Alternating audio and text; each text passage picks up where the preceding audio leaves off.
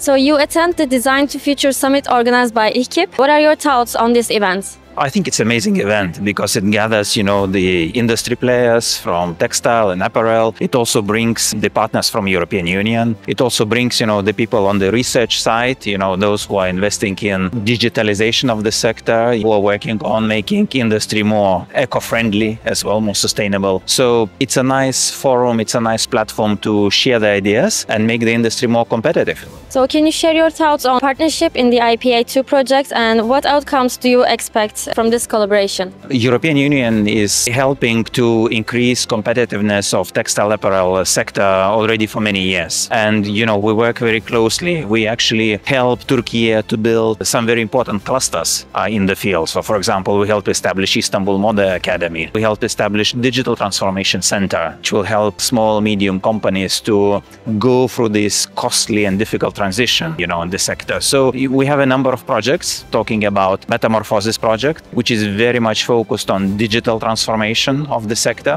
which helps actually do the audits of the companies to understand how they can improve, how they can save on production, and how they can build the production which is more closely linked to the consumer demands and also more efficient production-wise. So how is the European Union supporting the Turkish textile industry and what are your main reasons behind this support? Well, there are very good reasons for this support because our markets are very closely integrated. Most of exports in Turkish textile and apparel sector, they go to European Union, more than 60%. So your companies are integrated in European supply chains. We learn from each other, we trade with each other. And of course, we're interested that Turkey's companies adopt European environmental standards, and also produce the products which are sustainable, which are recyclable, which are also environmentally friendly. So the partnership is really mutual and we hope that the trade volume will go even further. So in case of amount, how did you support this project and how much are you planning to support textile industry